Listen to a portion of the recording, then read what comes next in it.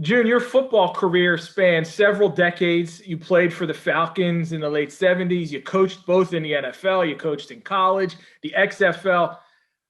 I wonder, from your perspective, what do you see is the biggest difference in today's game from the time you were a quarterback? The biggest difference I see is just how the passing game has taken off. You know, when we first ran four wides in the National Football League for the first time, really nobody else was doing it in 1987 with Jerry Glanville at the Oilers. I mean, everybody thought we were communists, basically, and now everybody is running four wides, five wides, three wides, and a tight end. They're doing it all, and I think the rules in particular have the offenses have benefited the most, obviously, with the no touch past 5 yards. Although you can see late in the season, they're certainly not calling it like they did early in the season. They kind of let them play a little bit more. As such, do you think the numbers the quarterbacks are putting up are a little skewed? Because nowadays you see guys in the 70s completion percentage, in the high 60s, the passer ratings well over 100. And to compare those guys in this era to guys in the 60s, in the 70s, in the 80s, and 90s, and early 2000s, and especially when it comes to Hall of Fame down the road, is that something I think that should be a factor? Well, you have to certainly consider it, and you know what's happened with the completion percentage part of it. If you eliminate, like if you take a guy like I did a couple of weeks ago, somebody was asking me to grade the Lawrence kid from Clemson, and I kind of removed all the line of scrimmage, bubble screens, all those catch and throws that were line of scrimmage or behind. And when you take those out of that, there's the real completion percentage for that you're talking about. That was Montana and Elway's and Marino's numbers, and you'll see that those are about the same as their best years when you eliminate those. But yeah, it definitely is a factor. But at the same time, I think the bottom line is with the Hall of Fame, if you win Super Bowls and you win, they don't really care what your completion percentage was. Well, you just mentioned Trevor Lawrence. Who do you view from the upcoming draft class as future franchise quarterbacks for potential high draft picks? Obviously, and what was your take on Trevor Lawrence? Well, Trevor Lawrence is obviously a tremendous athlete, good size, and competitive as heck. When you did take those numbers out, and I don't have them sitting here in front of me because I didn't know you were going to ask me, but I want to say he was in the mid 50s or high 50s percents when you took those other ones out. And when you really look at his throw, when I really looked at his throws vertical, a lot of them were not right on the money, but his receivers are so superior to the defensive backs they were playing. They're making some unbelievable jump in high point catches and all those kind of things. Now, when you get to the National Football League, guess what? Every one of those throws got to be right on the money for you to make a completion. So I think that, I'm going to wait and see on whether he's really one of those guys or not. Just because off of what I saw, I thought that his receivers were far superior, making unbelievable catches on balls that weren't thrown right on the money. And I like the kid. There's a couple guys that I like that are kind of down the line guys. I like the Cincinnati quarterback. And I can't even think of his name right now. You probably know who it is, but he runs 4.5. He stands in the pocket. He's very accurate with the ball. I really like him. And I'd say until last week, and although he's only a sophomore, I think the kid at USC is one of those guys. He takes the team down the field, leads them to. He didn't play as well last week, but hey, quarterbacks have those kind of days sometimes. But I think he's a very accurate passer and seems to be one of those guys that can take you down the field, which he's done like 4 times in the first 4 games to win the game at the end. So I really like him too. Have you had a chance to evaluate Justin Fields from Ohio State yet? Yeah, I have, and he's going to be a little bit of a project, I think, but a tremendous athlete. He's not playing in an NFL type passing attack, which now Lamar has kind of opened up a whole can of worms for the National Football League with his success, not running an NFL passing game per se, running all the, the read option stuff and passes off of that. So that leaves you to believe that maybe somebody builds a system for Justin Fields that way too.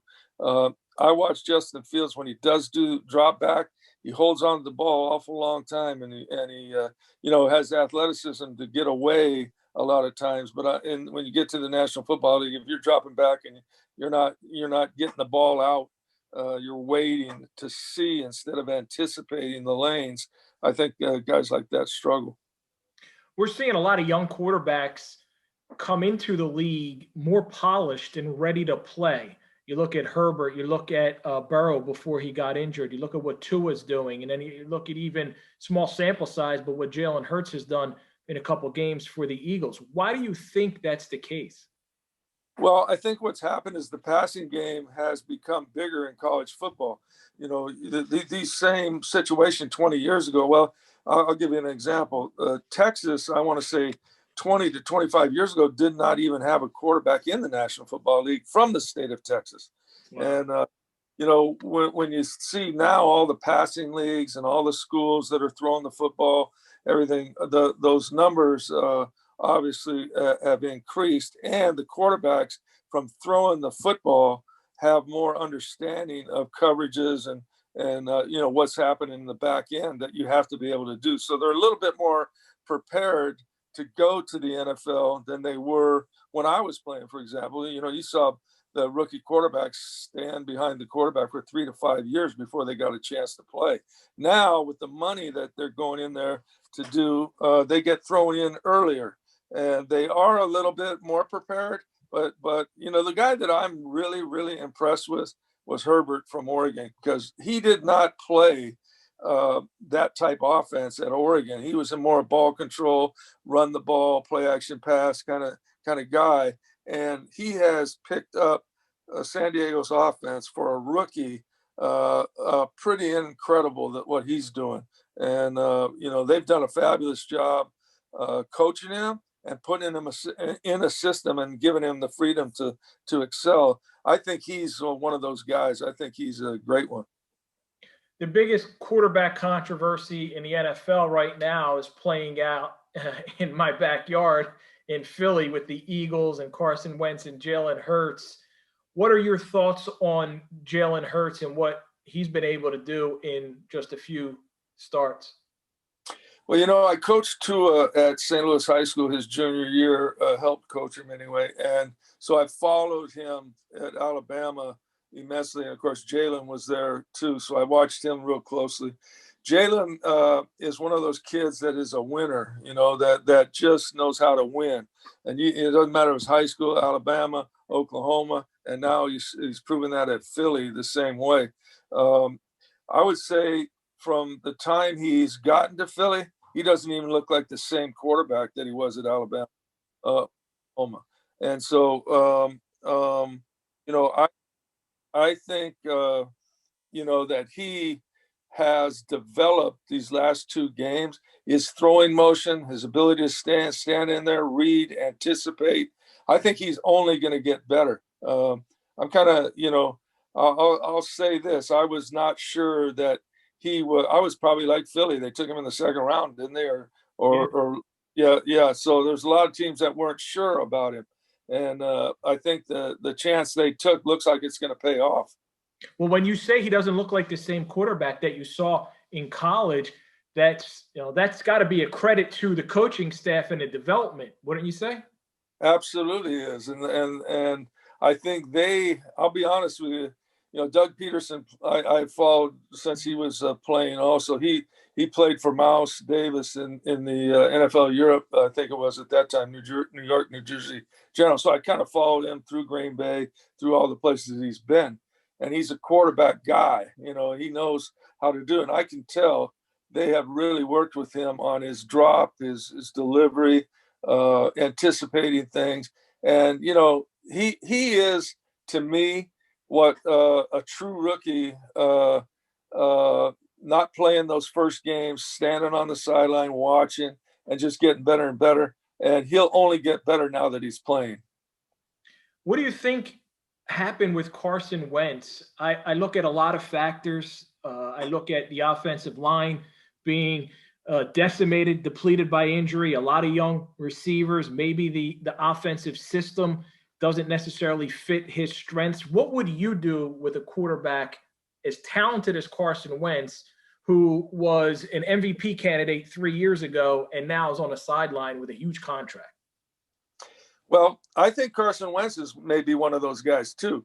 I think he just hit into a situation like you talked about, where there was a lot of disruption, a lot of things changing, and he's trying to carry the load himself.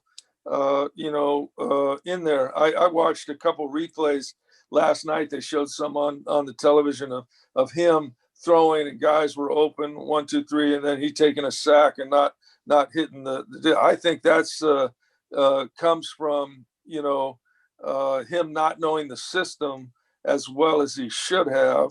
I think sometimes, like what I've had quarterbacks like Carson that can make all the throws, which he can do, and he can run.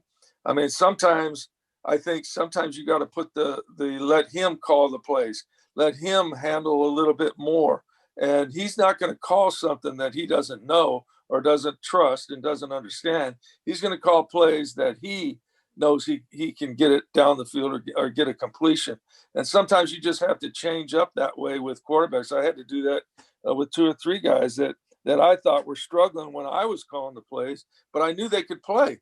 And so I just said, listen, you know what? You just take it from here. And man, they boom, boom, boom, boom. They go right down the field. And, I think the reason they gave Carson all that money is because they thought he was one of those guys. And I still think he's one of those guys. And I don't think you can have too many quarterbacks. So the bottom line is the decision that Philly needs to make, to me, is to keep them both. And because you're one play away from having the other guy play anyway. So you got to have 2. Well, they've been there. They know that. They won a Super Bowl with the backup.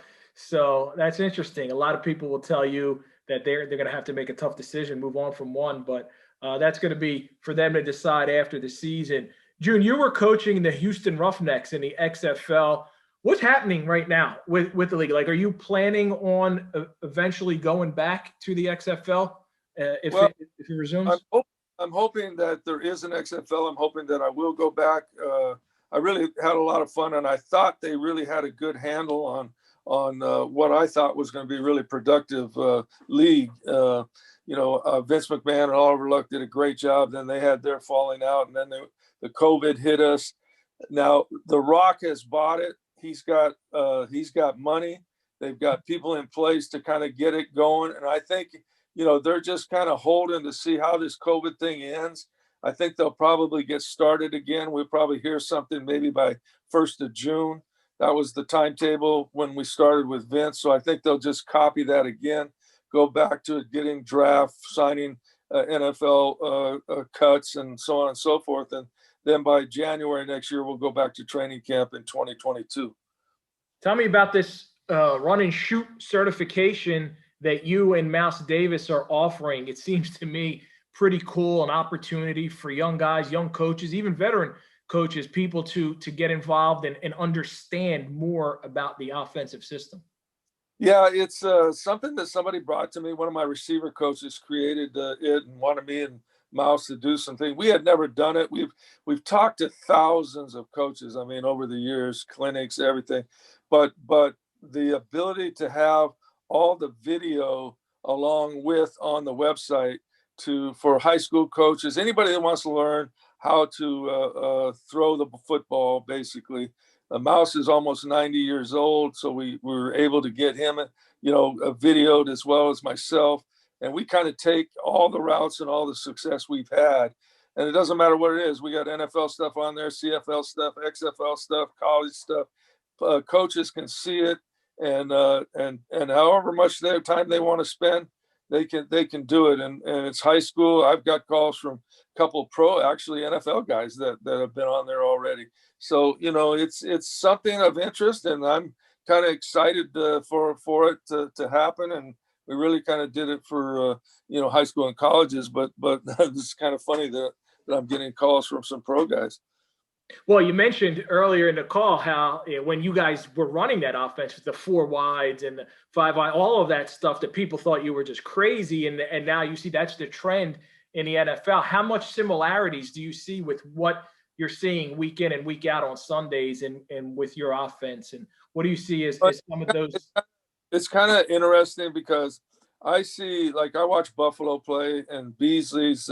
I'm on texting him a lot, and a couple of their coaches because they want to. Beasley keeps telling them what we were doing at SMU, and I look on the film and I see them doing some of those things and throwing touchdowns, and so that's kind of refreshing for me to see. But basically, pretty much everything that we have done, I stole from Mouse.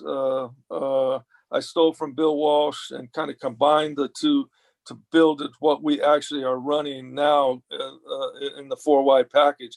But to think that we started that and now everybody's doing it and they're copying a lot of the things we did. In fact, a couple of goal line throws I saw KC do last night were concepts that we've been doing, and I'm sure they saw us doing them. And I stole a couple things from Andy Reid actually because he's really refreshing the four wide package with all the motions and the speed of those receivers and stuff. So what goes around comes around. Everybody kind of steals from everybody, but it's fun to see that we kind of got that thing cranking from the get go. Well, the website for people to go to is coachtube.com. That's how they can get more information on the run and shoot certification that you and Mouse Davis are offering. And that's how they can sign up for the course. So it seems really interesting and exciting for sure. June, I want to ask you, you went through a potentially what should have been a a terrible car. It was a terrible car accident. It could have taken your life. Tell me a little bit about what happened back then and why you think like I believe God's got a plan for all of us and you were spared because he had a bigger purpose for your life. Tell me about that. Walk me through it. Yeah, I became a Christian when I was a teenager and kind of lived my life through faith, coaching and playing the whole time. I've been involved in pro athletes outreach. I've been involved in all kinds of ambassadors for Christ, youth for Christ, and I always kind of felt that why we're on earth, what are we supposed to be doing, and I followed what I thought basically Christ wanted us to do in our lives, and that's share the faith and share that commitment with other players and coaches. Now, I didn't preach to my players and coaches. I didn't do it, but I lived the life. And what's really interesting, I get text messages all the time from players that have played for me that are really interesting. Whenever I had a player, for example, that would have trouble off the field, it gave me an opportunity to one-on-one talk to that young man, and share my faith and share what I think the direction, what he needs to do to make his life worth living. And so God provided those opportunities for me. So before that accident you were talking about, I always was that way before. But when that accident happened and I tore my aorta, and normally when you tear your aorta, you're basically dead in 15 minutes if they don't get it sewed up. And they didn't find mine for 4 hours. I was 3/4 my aorta was torn. They cut me open. Then I went through surgery. I did everything, and then my blood pressure was still low. Well, they went back in. They saw it. They flipped me over, cut me open. My back went in and fixed it. Now, why did God allow me to live 4 hours before they found my aorta? And my legs still don't work real good. The doctor told me in the hospital when I woke up out of a coma after about 2.5 weeks, I couldn't move my legs. And he said, Coach, he said, I hate to tell you this, but you're probably going to be paralyzed the rest of your life from the waist down, because if we don't find that aorta tear, the blood flow to your legs paralyzes the person for the rest, even if he survives. Well, I kind of just refused to do that. So while I was going through all that, I'm going, now, why did God allow me to live and Princess Diane and other people that had that accident die?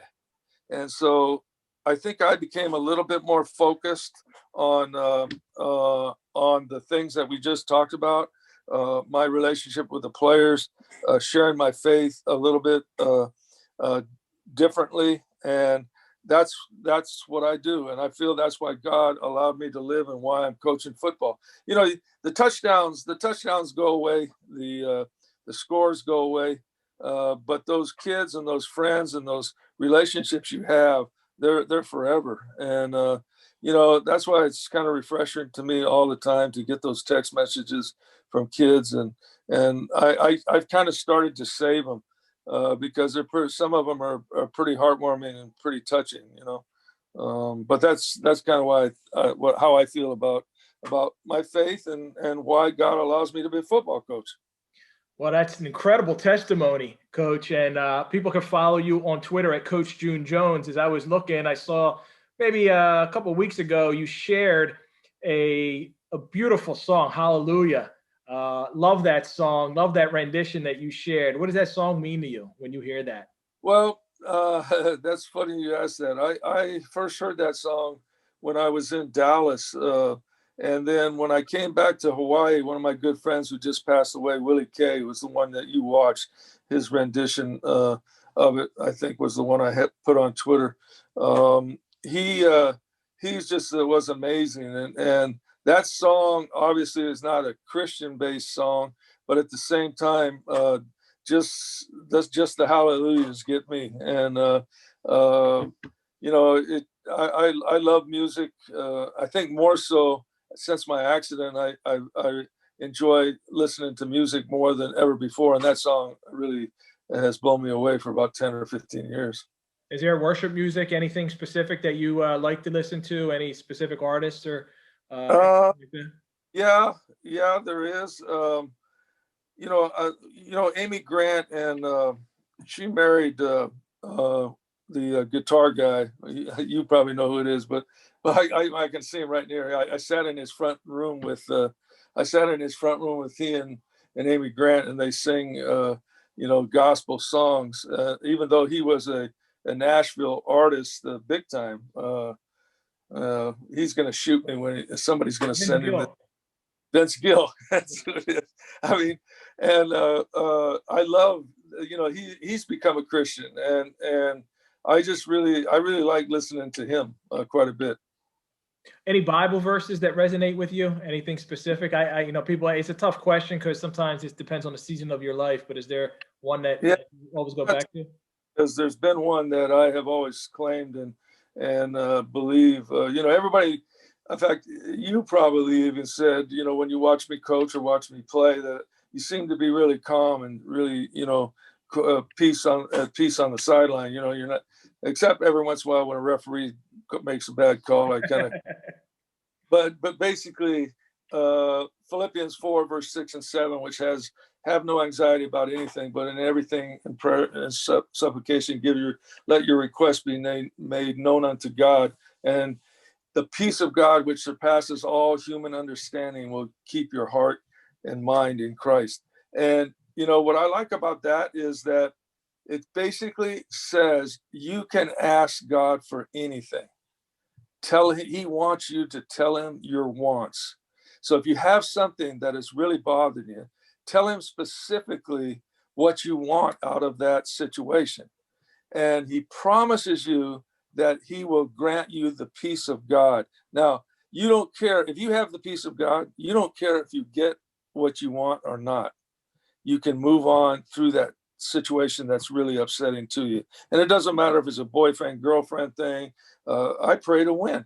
I pray every game to win with my team, to win the game, to do so that we can play with the peace of God, that we prepare ourselves, we go out and do it, and we're not going to choke because we're having anxiety or nervous about anything.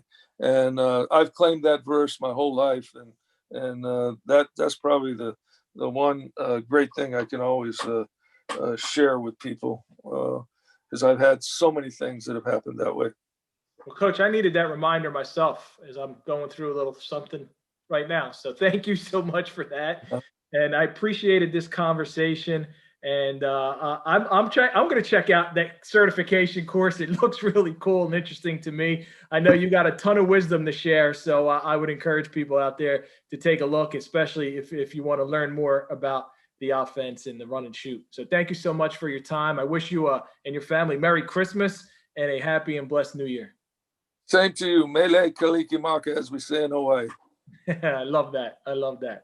Thank you. Aloha. Have a good one. Take care.